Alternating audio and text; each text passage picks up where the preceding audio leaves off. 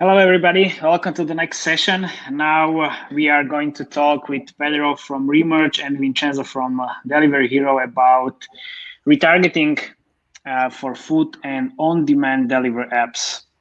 Our virtual stage is yours, guys. Thank Enjoy. you.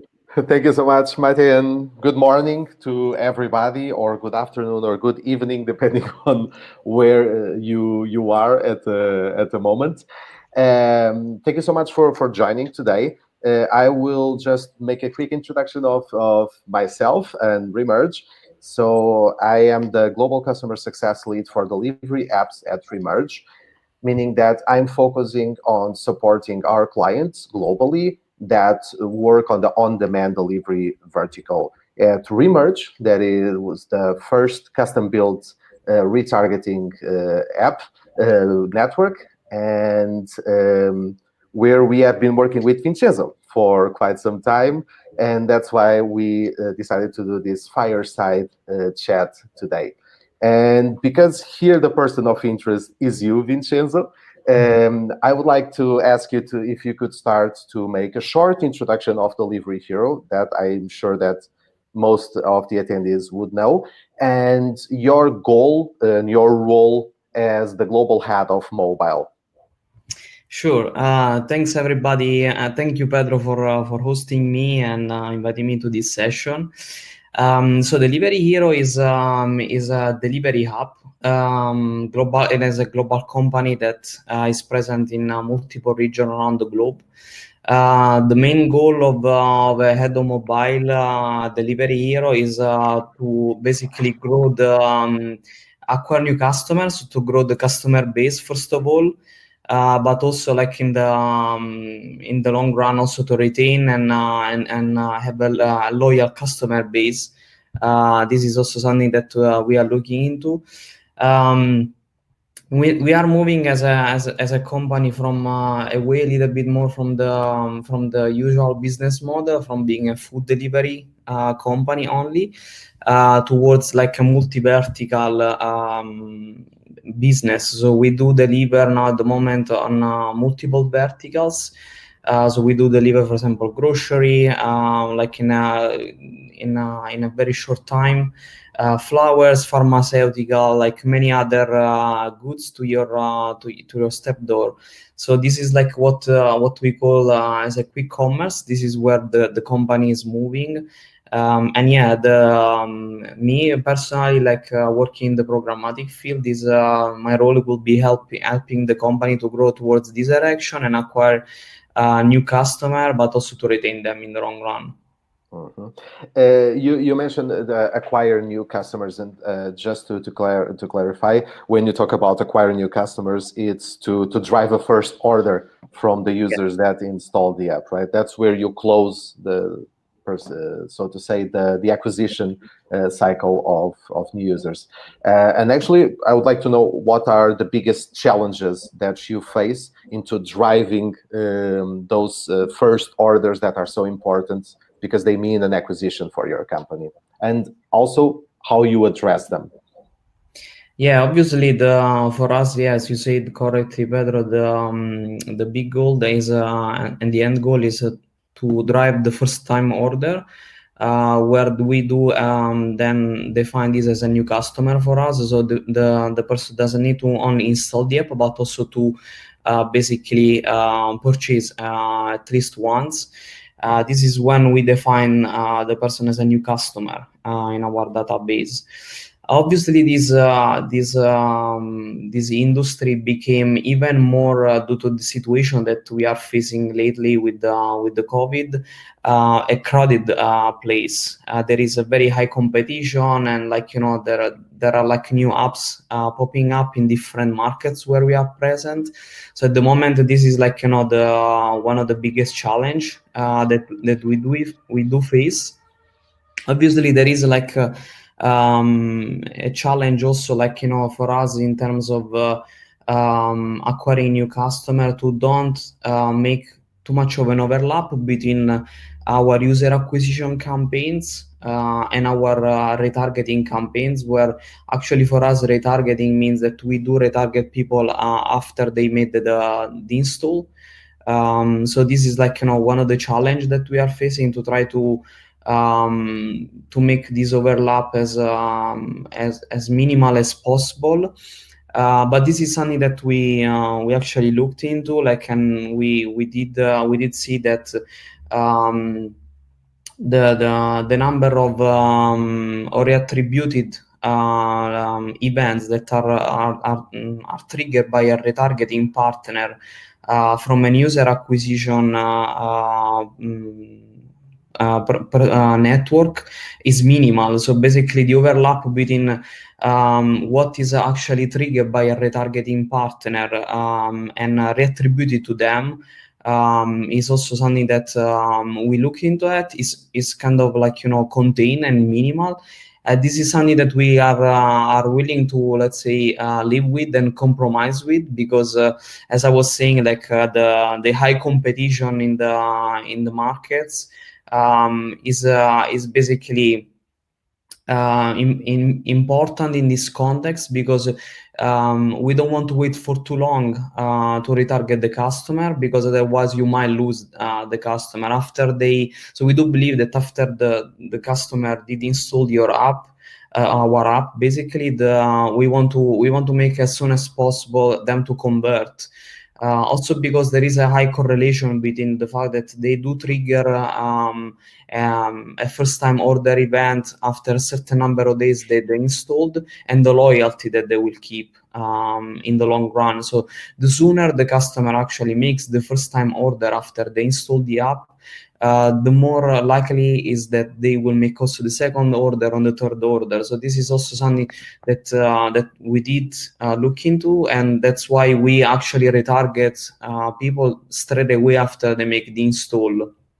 This is very important to note here, because the competition is very high, and we want to make sure that we don't lose the customer along the journey after they make the install.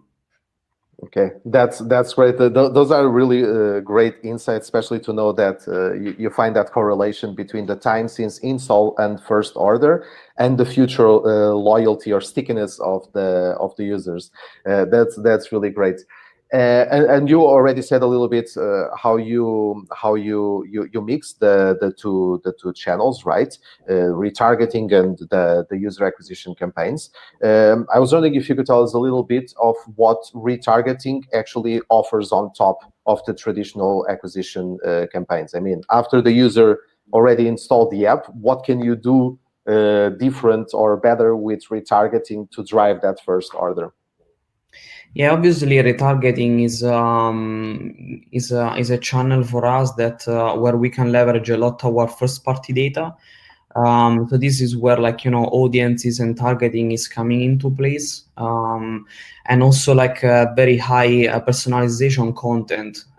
We can actually personalize via our feeds actually the credits that we do deliver to the end customer, and we can be very relevant and very personalized with these by actually ingesting the feed that we build it, where there are which contains a lot of information, obviously, and we do have also like a certain logic, like, the cascade logic to actually target and retarget the customer according to what they have seen as a last vendor, or like, the best vendor in their area, if there is any deal that will be relevant for them to know.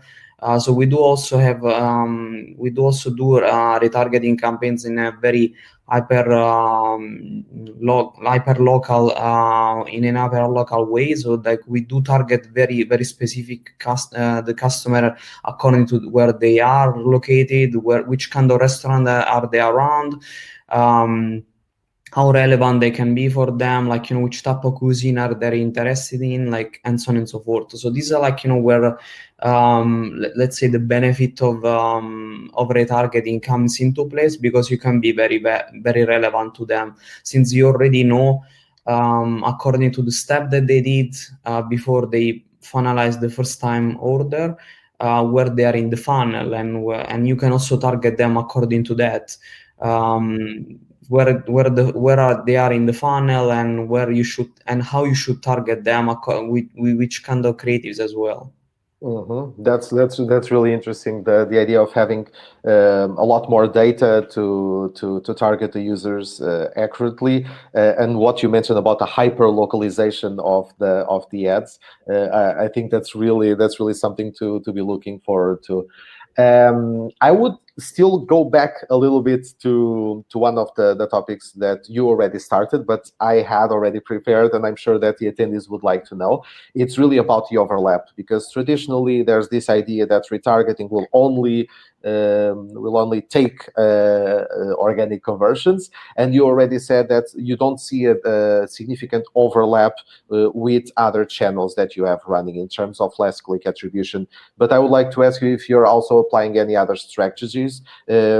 And I think it's the word of this year, maybe, and the word for the future years. It's incrementality, and I'm curious if you have checked that also. If you see any uplift from retargeting campaigns or added value from the retargeting campaigns for those first-time orders. Yeah, obviously this is something that we also looked into. Like as I was saying before, the overlap is there, but is minimal. So actually, the reattribution triggered via DSP, via retargeting DSP, for installs that were triggered by user acquisition campaigns is minimal. So actually the cannibalization or like the stealing here is in this sense is very minimal, but obviously we do look at this also from another angle, which is the incrementality value of each campaign. So we actually do we do run multiple incrementality tests during the year in different periods, in different quarters, to also prove that the incrementality is there, and what is the incrementality that retargeting has in different time of periods that we have, because obviously seasonality is different, the marketing pressure that we put by the different channel, the paid channels is different, and so on. So this all plays a role to define what is the incremental value of the retargeting campaigns along the year during the different time frames that we do run the test for. Mm-hmm. That's great. I think everybody is really moving into that type of measurement, if not as a main KPI, at least as a validation of the efforts. That's really good. We already established that you guys are doing retargeting, why you are doing, checking the overlap. But I'm still curious because I think for someone that would be starting or that would think now to add retargeting to their user acquisition campaigns, probably the first question is, okay, how should I split the investment? And when I say investment, it's in terms of budgets or effort in the relation with a partner. So could you let us know a little bit how you divide, so to say, the efforts of your team between driving the install and retargeting the users that already did an install, and if it changes from market to market or with seasonality, I don't know. Yeah, obviously the strategies that we do apply for retargeting is not the same for in all the countries where we operate, because also the maturity of the market and the penetration that Delivery Hero has is different. So the goal of Delivery Hero in general is to be the number one delivery app in every market where they are. And in most of them, we do have a huge market share, if we are not only the only player basically in this space. So in this sense, the split between user acquisition and retargeting efforts is different according to the market. In a very saturated market where we are present since very very long time, as it could be brand of in Middle East, and Talabat is very old and very very much known there. the saturation is very high. So we do try to convert the customer more via the retargeting campaigns, because we do have a huge install base pool basically from where to fish from, and we do apply the different strategies according to the market. So yeah, this will be basically the different efforts that we put. Also looking at the incrementality test that we did run, where it does make sense to push more according to the incrementality value that was derived from the retargeting campaigns. This is something that we also take into consideration. Mm-hmm. That's great. Thank you so much. We are with 4.5 minutes left in the session, so I would open up here some room for questions. And actually, we already have a question here I can see from Pedro de Arteaga. And Pedro is asking, how do you incorporate incrementality measurement results into the budget allocation decision between installs and retargeting for first orders acquisition? Do you calculate the cost per incremental first order? Yes, we do. We do try to actually use the incrementality test that we do in a different way. We do have an internal attribution model, and we do try to calibrate our attribution model. The internal attribution model that we have via the incrementality test. So by the attribution model that we have internally, are we assigning too much value to a certain channel or a certain campaign? So it's like the user acquisition campaigns undervalued, or like it's like in line with what we actually see, and we do assign as a CPA in the end, like cost per first time order. So we do factor these into that, and we try to basically model and tweak the attribution model that we have according to the incrementality test. Obviously, this also plays a role in terms of is iOS campaigns more incremental than Android, and we try to leverage this and tweak this the budget allocation attribution according to these insights. Obviously, take into consideration also what the user acquisition campaigns are bringing in as an incremental value. Cool, thank you. I think that answers the question from Pedro. We have 2 minutes 20 seconds. I don't know if there's any other questions, so feel free, guys, to ask more questions, but be fast, otherwise there will be no time for Vincenzo to reply. In the meanwhile, I will just sum a little bit some key takeaways from this chat. So the first thing is to understand that for you guys at Delivery Hero, an acquisition is actually a first order from a customer, and you are facing you are in a high competitive landscape. Also, that by running retargeting and user acquisition, you see that there's a minimal overlap between those two efforts. And another thing is that you see a high correlation between the time from install to first order and the loyalty of the user. So you need to make sure that the users make the first order as soon as possible. Retargeting for you guys gives you access to using or leveraging more the first party data that you already have, and also that is applied to hyper localized and personalized creatives. And last but not least, of course, you have been validating this approach with incrementality tests to make sure that all your efforts are valid. Since there are no other questions, I would just ask Vincenzo in 1 minute if you have any other last tips or advice for marketeers focusing on user acquisition and how to use retargeting to help in the efforts. I mean, the suggestion or what I will say basically to close up the session here will be basically you need to test and to see which kind of also retargeting windows are working for you, where you should step in with your retargeting campaign. This is a matter of testing and actually try to find the area where you can add value via the retargeting campaigns. There is like, a very big value that the retargeting campaigns are bringing in, but you need to find the right spot, the sweet spot for every single business, because this is not 5 seconds, Vincenzo. So find the sweet spot, test. Thank you guys for attending. Thank you